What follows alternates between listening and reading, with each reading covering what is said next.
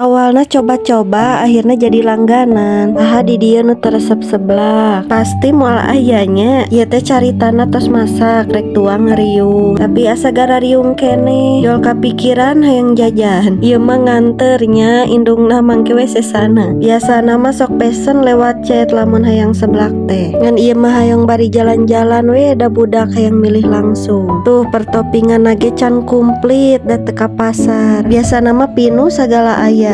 Nu ayah heula we ieu memilihna. Angger we geus kabiasaan lamun pulah pilih teh sok lieur. Tuh budak nu leutik mah kalah aranteng ieu teh. Betah lamun dibawa ulin keluar teh.